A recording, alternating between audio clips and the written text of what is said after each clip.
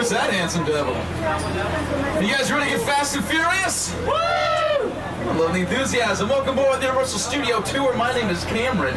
I'll be your guide today as we take you behind the scenes and lift the veil of secrecy on some of Hollywood's hottest filming locations. And cut! Say hello to Carnage and Karma, two examples of motion control effects. Boys, take a bow.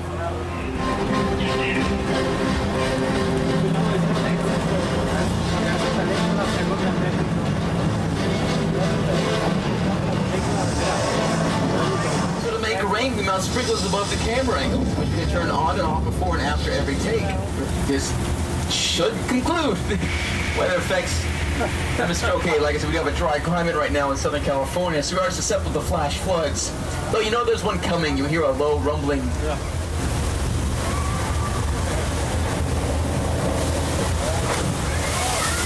Gallons of water, which you let go from the top of the hill. But don't worry, we do believe in water conservation here at Universal.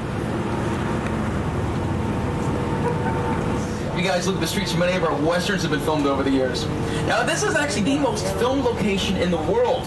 Back in the silent film era, they could film up to 6 movies here at the same time, hence the name 6 Points, Texas. Each street has its own bank, sheriff station, saloon, and hotel.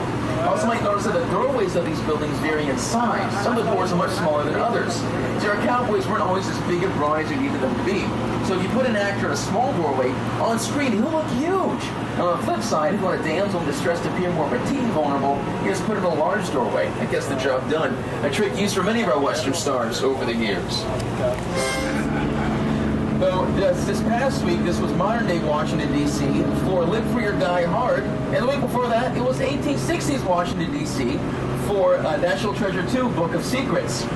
We're going to take it down New York Street right now, but the name is a bit deceiving, as you've seen it at many locations around the world.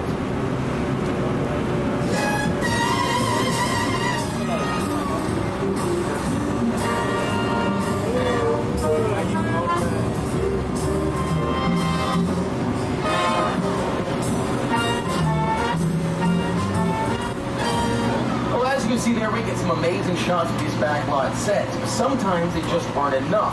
We need more control over sound and weather, even lighting. And we can control all those elements inside of a soundstage, like what we're going into right now, inside of which we have constructed an entire city block for a movie that stars one of the biggest actors in Hollywood. Police admit that they are powerless to stop the enraged beast. Military units are rushing to the scene. The beast was last sighted near the 200 block of Old Fulton Avenue. We now have a live coverage on the scene of our helicopter reporter, Kelly King. Kelly King, everybody's favorite cougar.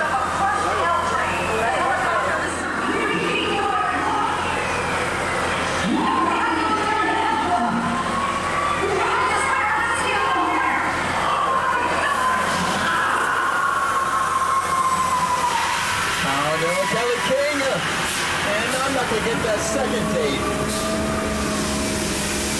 I said, you better get us out of here.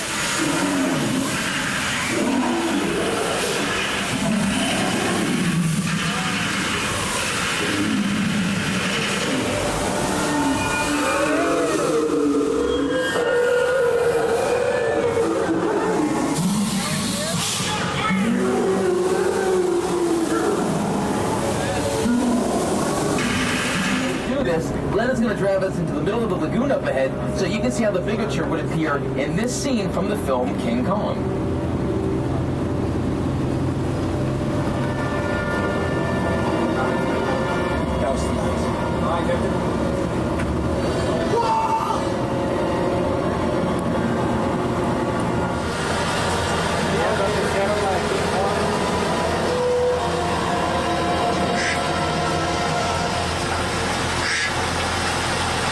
By taking a behind-the-scenes look at how they filmed this bigature for that scene.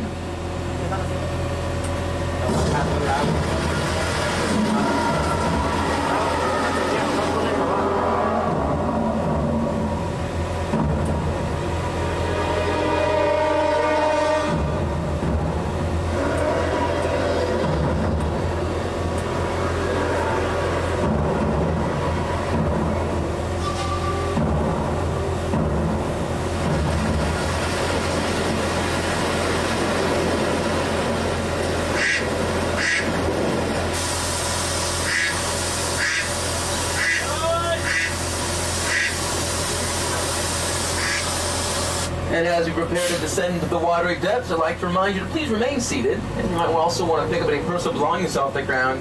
This dude, we're driving into a lake. It was the moment that I thought I want to make a movie. So I went going out and it was just like King Kong. I just thought a version of this wonderful story told with the technology that we have. You probably want to grab some swords and shields for the next stop on the tour, the Square of Warriors, which was originally constructed in 1960 for Stanley Kubrick's classic Spartacus, starring Kirk Douglas's chin, and Tony Curtis.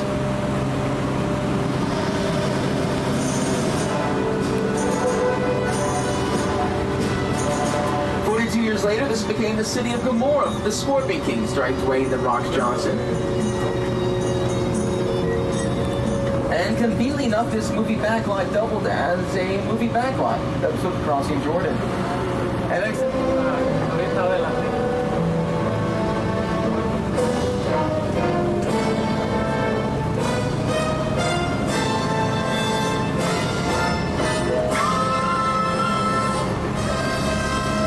one of the greatest horror movie actors of all time, Boris Karloff, got his start right here in Little Europe when he played Frankenstein's monster, Frankenstein and the Bride of Frankenstein.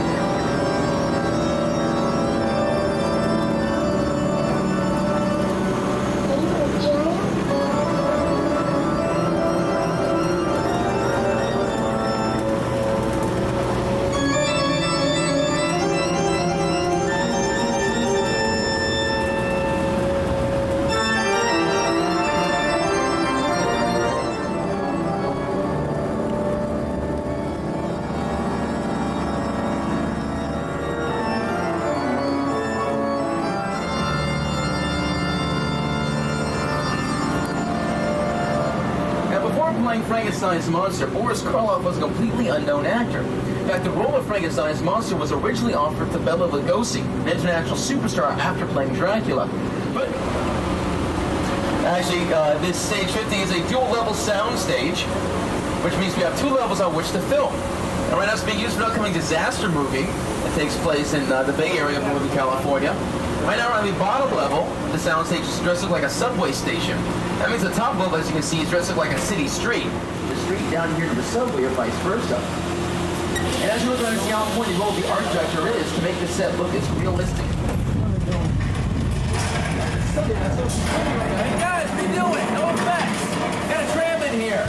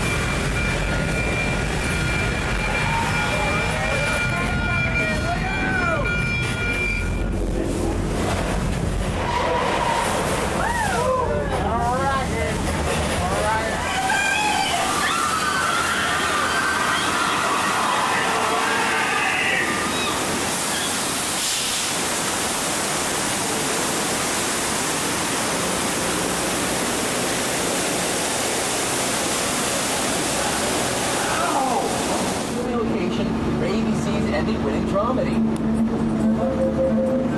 Whereas Mysterio is only used for exterior shooting, like what you see on your screens. All the scenes that take place indoors are shot on sound stages on our front lot.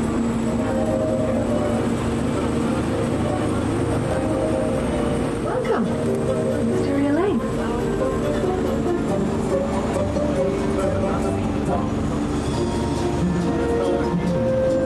I'm not going to drop you. I might strangle you for climbing up here in the first place, but drop you. You must be kidding. She worked here yesterday. Oh, no, she's not. Well, I haven't told her I've seen her. Well, I'm calling her my brother.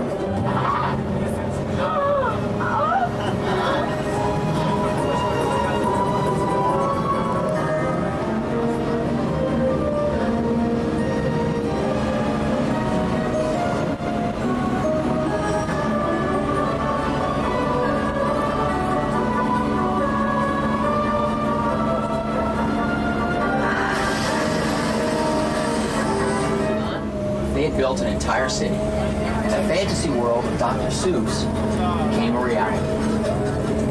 And here are the some of the sets from How the Grinch Stole Christmas. Actually, the house here on the right belongs to Pete Townsend, and the one on the left is the home of Roger Daltrey, because it's Whoville. Thank you, Whoville. So that's comedy gold right there. So write it down. Use it yourself sometime. Here is the Bates Motel from Alfred Hitchcock's Psycho.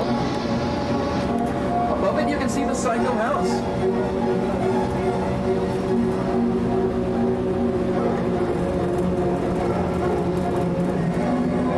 I'll be darned, the Psycho house. Over the top of the hill is one of the most impressive movie sets ever built, a spectacular crash site from Steven Spielberg's War of the Worlds.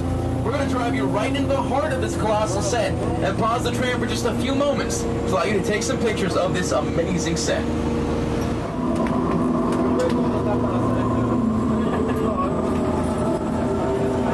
Now, this scene is supposed to take place in a typical New Jersey neighborhood.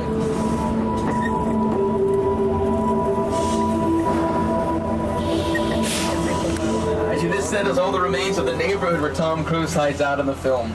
And that is an actual airplane, a Boeing 747, which was destroyed specifically for this incredible scene. The airplane crash site set is a perfect example of a set that is all designed around a vision. Around the set. But despite the use of these life-size realistic sets, the film also featured over 500 effect shots. That's more than Steven Spielberg has ever used before. You can get a glimpse of our governor, Mr. Arnold Schwarzenegger. Typical morning routine for the governor. Starts out with a little bit of light yoga, and he picks up a sword to defend California from all enemies, foreign and domestic. True story. Summers, the writer-director of The Mummy. When I began this project, I knew it was going to be a challenging shift. The biggest challenge was to recreate the mysterious world of ancient Egypt and a very threatening monster that could frighten our modern-day audience. Luckily, I had my buddies up at George Lucas's Industrial Light and Magic on my side. For The Mummy, ILM used a combination of live-action... Glenn, I seem to recall a conversation we had earlier about shortcuts and how they're not really a good idea. This is probably the worst place to be going off the route. That's a dead end. We can't even get out of here. This is bad decision written all over it. It's like, oh, there go the lights.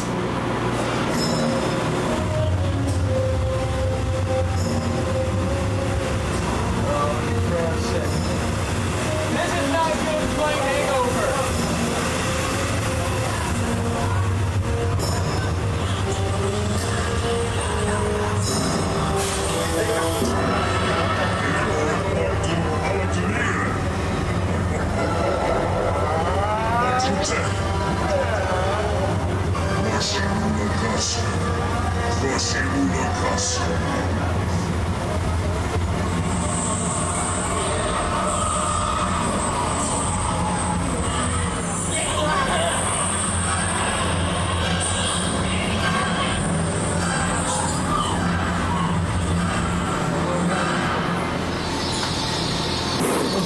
You're supposed to pass my leg.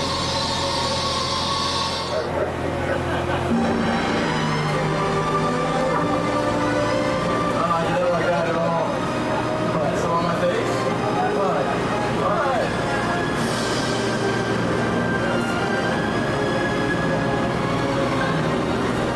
Now before that was a cursed mummy tomb, we used the revolving cave and the greatest television show in the history of mankind. The $6 million man. If you disagree, I will fight you. Colonel C. Boston style. That means...